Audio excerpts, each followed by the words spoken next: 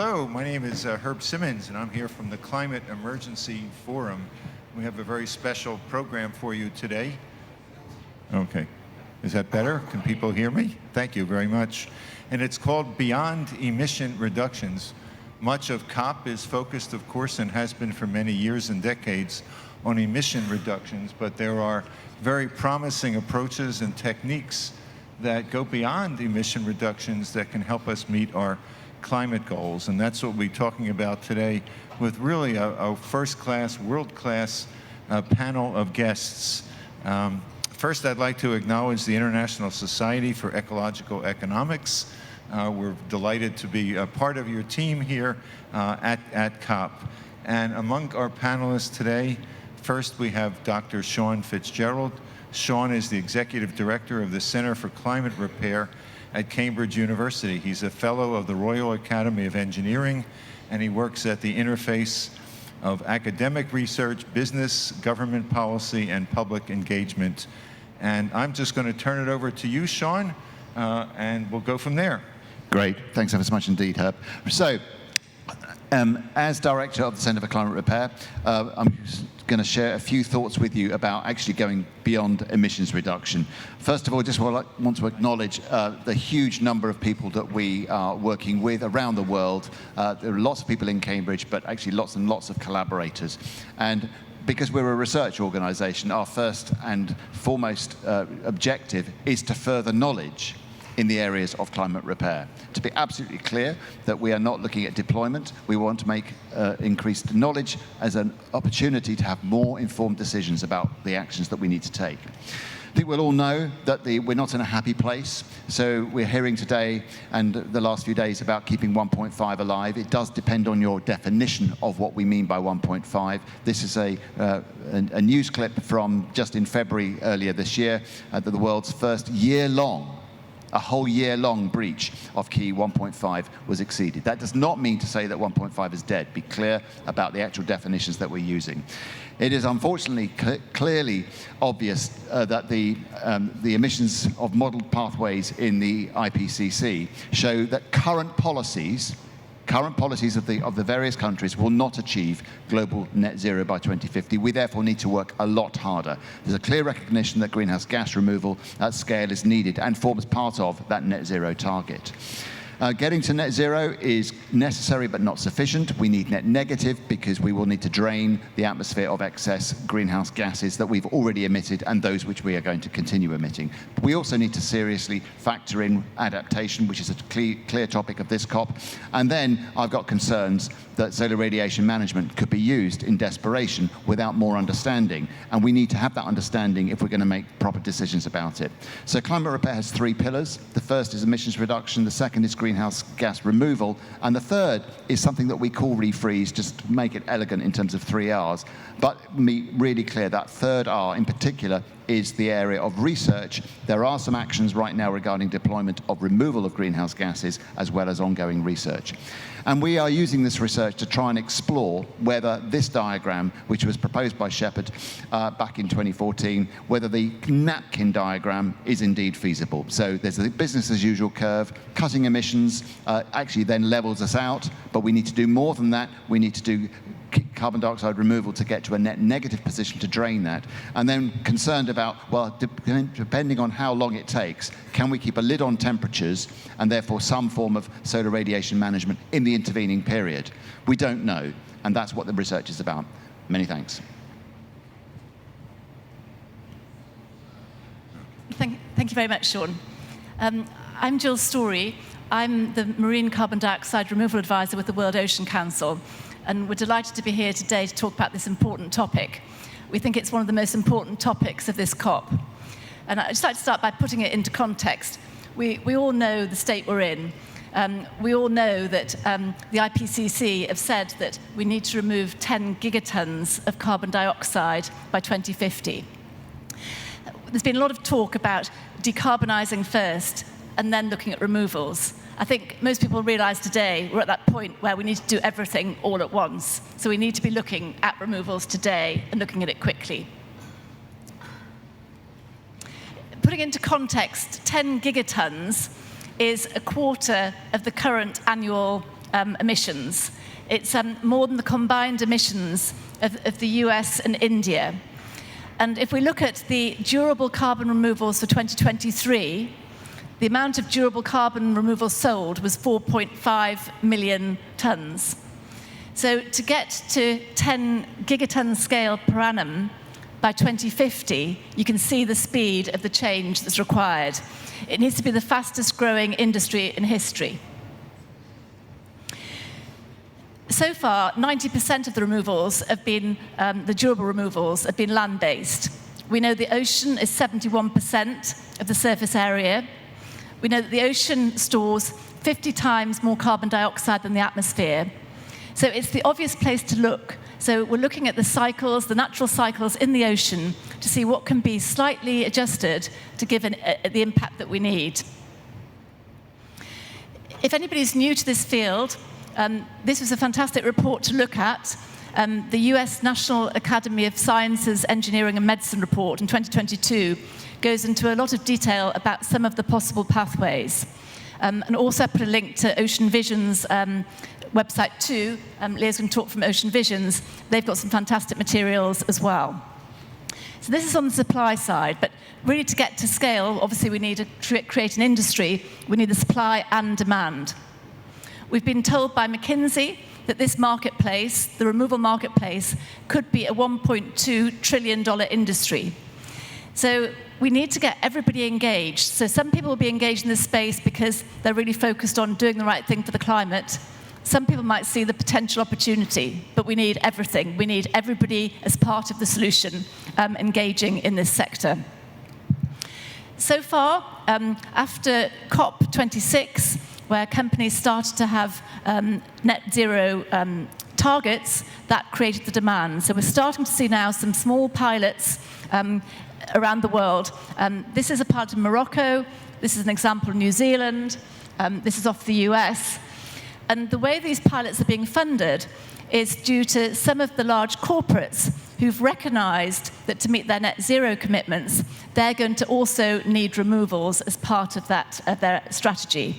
So companies like Microsoft are doing a great service for this sector in terms of helping finance these early stage pilots by buying removals in advance. So as you can see, there's a lot that needs to happen in this area, on the supply and the demand side, to scale to the scale that we require. So thank you. Thank you, Jill. It's pretty remarkable, isn't it? $1.2 trillion. There's nothing when you talk about climate that's small, except, of course, if you're talking about phytoplankton or other organisms. We go from the smallest scale to the largest, and we all have to try to become adept at all these scales, which is quite a challenge, but it's both daunting and exciting. And next, I'd like to introduce Dr. Leonardo Valenzuela Perez. You are the Director of International Partnerships, and you lead the Global Ecosystem for Ocean Solutions, GEOS, at Ocean Visions. GEOS is a UN Decade of Ocean Science for Sustainable Development endorsed program. And you've had a remarkable array of experience in all sorts of sectors, and we're eager to hear your comments. Thank you so much. Thank you so much, Herb. Thanks, everyone, for coming to this press conference. I'm Leonardo Valenzuela, and I'm here representing Ocean Visions to talk to you about Arctic sea ice. So I'll just go straight into the topic. So Arctic sea ice, a critical component of the Earth climate system, and that acts as a reflector of solar radiation, is under a huge threat. The Arctic is warming 3 to 4 times faster than the global average, leading to significant summer sea ice loss. So this accelerated melting it reduces the Earth's albedo effect, causing more heat to be absorbed by the ocean and exacerbates global warming. So projections indicate that at the current rate, and this is highly relevant, we could face sea ice-free summers before 2050. We know that the only permanent way to stop the loss of Arctic sea ice and ultimately allow it to rebuild is to reduce global temperatures. This means drastically cutting emissions of greenhouse gases and also cleaning up and removing the legacy greenhouse gas pollution built up in our atmosphere and oceans. Unfortunately, the best available science indicates that almost all scenarios of rapid decarbonization combined with large-scale carbon dioxide removal are still unlikely to cool the planet in time to prevent further loss of Arctic sea ice. Given the enormity of the risk associated with continued loss of sea ice, Ocean Visions believes it is necessary to responsibly investigate all possible ideas that may be able to help us forestall dangerous losses. So Ocean Visions is dedicated to develop science-based, scalable solutions to address the climate crisis with a focus on marine ecosystems. In response to the alarming decline of Arctic sea ice, we have developed the Arctic Sea Ice Roadmap, a comprehensive assessment of potential pathways to slow or reverse, potentially, this loss. We are hoping to align this initiative with the UN's proclamation of the Decade of Action for Cryospheric Science that starts next year. And our emphasis is on the need for immediate and collaborative efforts. So the Arctic Sea Ice Roadmap is comprised of 21, is the assessment of 21 different strategies across five main categories, Arctic protection, pollution management, ice management, surface albedo modification, and solar radiation modification.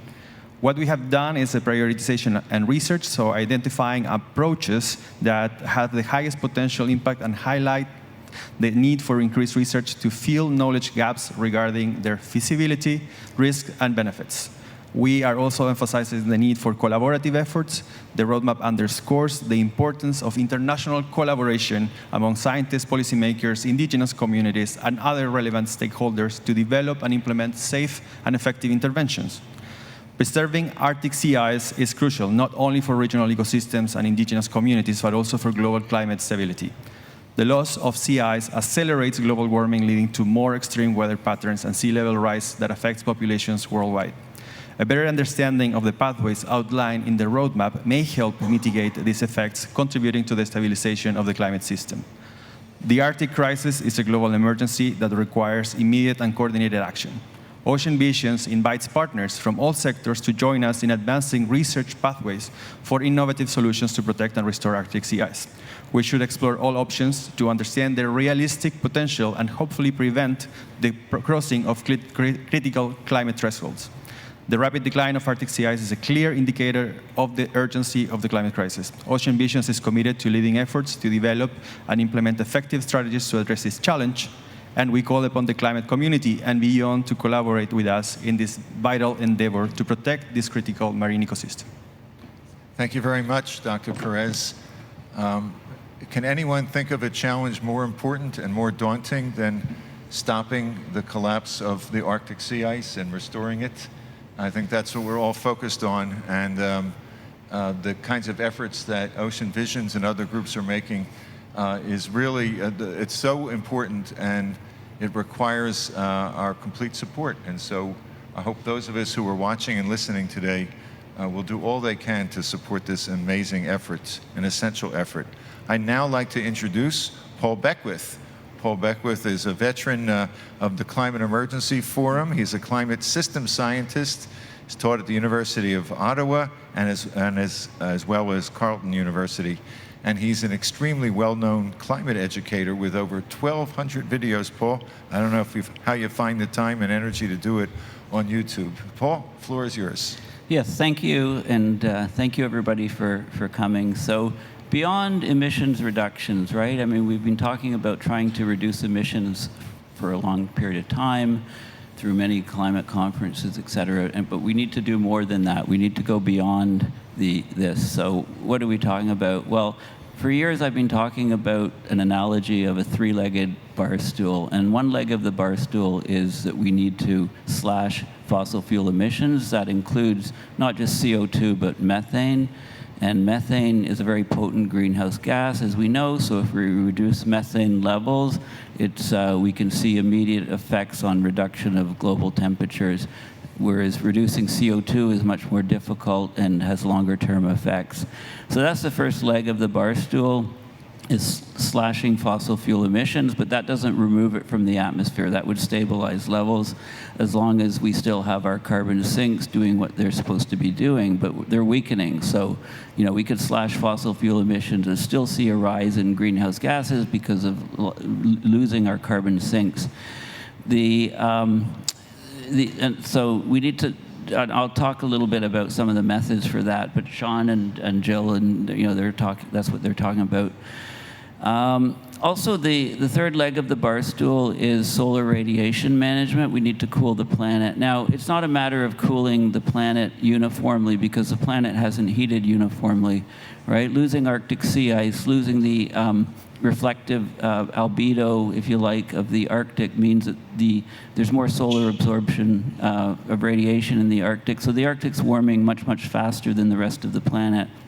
In fact, if you go to the high Arctic, it's 4 to 5 times faster. And the problem is that the jet streams exist because we have a cold Arctic and a warm equator. So as we're warming the Arctic by much, much faster rates than the rest of the planet, the jet streams slow down and become wavier and get stuck in place.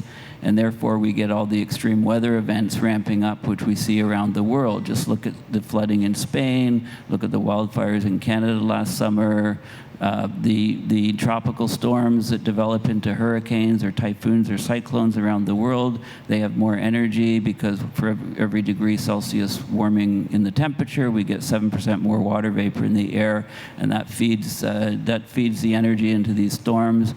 So we need all of these sort of things of this three-legged bar stool, and we are in a climate emergency, but we're not acting as if we're in a climate emergency. And the danger is that we cross these thresholds and we start getting tipping points, which means that some of the carbon sinks that have been working for us for human existence, like carbon capture in the ocean, like carbon capture in the soils, et cetera, some of those sinks are actually reducing in strength and failing because of the warming that's already occurred. So we don't really have much choice. We are in an emergency, but governments are not responding as if it's a climate emergency. But, you know, my first COP was Lima, Peru in 2014, and you couldn't really talk about solar radiation management. You couldn't talk about carbon dioxide. It was a barred topic. Nobody wanted to talk about it, but I did.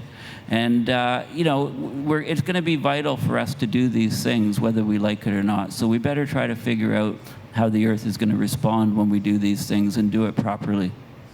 Thank you, Paul. Now we have time for questions and answers. And I don't know if somebody is handing a mic out, but we have this gentleman here. Yeah, my name is Alex Carlin. I'm reporting for Center for Media and Democracy. I think you guys are doing a wonderful thing, really fantastic. I just want to emphasize one thing. This is beyond emissions reduction, right? When you name, but you're still putting emissions reduction first in your pillars. And I want to go quite a bit further on that. I want to say that, yeah, 45 years ago, I would agree with you. But at this point, if you did nothing about emissions reduction, or for that matter, had a magic wand and had all emissions reduction, it still wouldn't affect the actual situation. So you've gone, because we currently have enough CO2 in the atmosphere to do all this damage. Too hot to work, too hot for farms to produce food, too much acid in the water for fish to exist. So we're already there. The first priority should be taking it out by far. I mean, you could just ignore the emissions reduction because for example, ocean pasture restoration, OPR, Google it. And that Mount Pinatubo showed that by 2050, we would be back to a normal concentration of greenhouse gas. We'd be back to 280 by 250. We know we can do that. And we can control that. If you want to sit around and wait for emissions reduction, then even if we get it, it doesn't do us any good, really. Okay. So I want to encourage you guys to put the first pillar, take it out of the atmosphere, and then emissions reduction later in your priority. That's my only. Okay. But otherwise, I love everything you guys are doing and fully support it. Okay, so Alex, thank you for your provocation. Now, I personally have a slightly different stance on that, and the reason being is that if we continue to make the problem worse, then that's a terrible, terrible thing. So It's 1% per year is all you're adding. 1%. Let me finish. And actually, Paul was actually, I thought, rather beautifully described it as a three-legged stool. So much as though I started with emissions reduction, actually, I don't think Paul decided which leg came first. But it is absolutely critical that we throw a lot of effort at emissions reduction, as well as the solar radiation management research. But at the moment, Alex, we are not in a position to be able to propose or say that solar radiation management is not going to work. We don't have enough knowledge base. So actually, I really feel very strongly that emissions reduction has to be basically part of the solution. Thank you. That's what 99% of the people are doing. Can we go to the And next question, please? your role would Heidi. be a different role. Could we, excuse me, could we have other people who have questions? We appreciate your passion.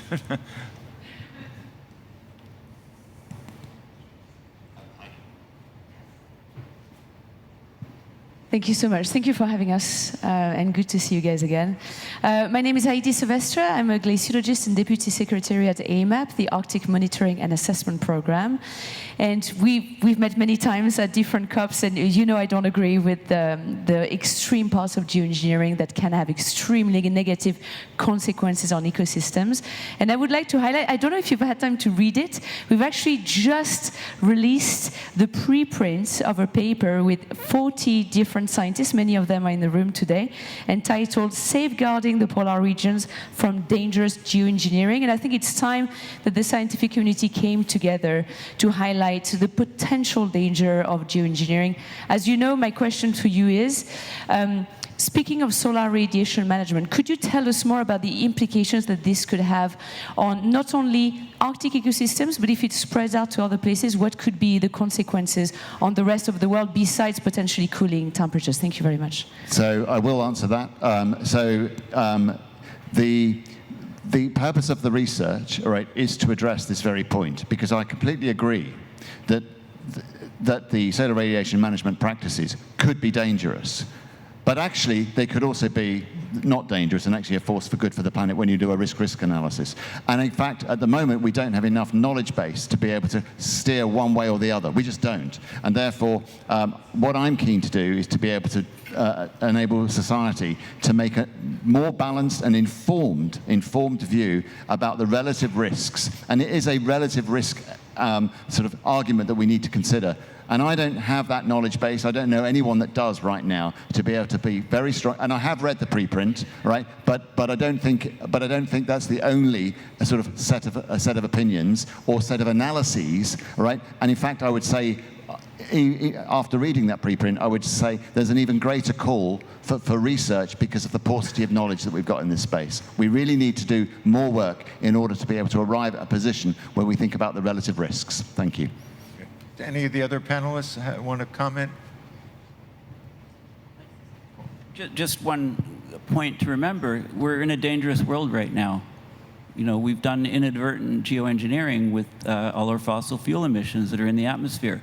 The International Maritime Organization just cut sulfur out of shipping fuels, and we're seeing tremendous warming over the ocean in those regions. So this is already going on. That's solar radiation management through aerosols in the atmosphere. It's already happening. So I would just like to add that last year, I was rather surprised, but Extinction Rebellion, the founders thereof, the three of them wrote a blog post.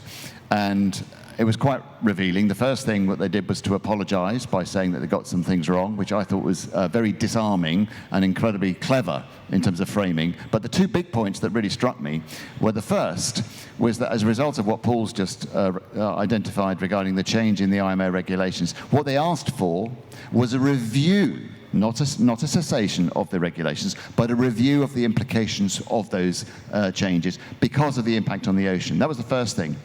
And then the second thing that they asked for and called for were outdoor experiments on marine cloud brightening. Now that isn't, I don't think, because they think that's the answer. All right? I really think they are aware that we're in a horrible place. And in fact, if this can be shown to work and the risks, I would say, at least bounded or framed, then that's something society should consider. But we don't have that knowledge base right now. So for the call for research from an organization, or the founders of the organization, Extinction Rebellion, I thought was quite revealing in terms of just the depth that we are currently in, and the depth, the paucity of knowledge that we have in this space, and needing that to be filled. Thanks. Okay, any other comments? If not, then I'd like to thank everyone, thank our amazing panelists. This is a subject that requires much more time. I think what's so amazing about COP, you heard those two questions from two completely different perspectives. And if in the course of these next 10 days or so, those of you who have these different perspectives can share coffee, have a Danish, and try to resolve our differences, because there's no more important set of conversations on the planet than what is occurring right here in this community at this time. So with that, again, we thank you very much, and we look forward to doing more of these programs on behalf of the Climate Emergency Forum. Thanks again.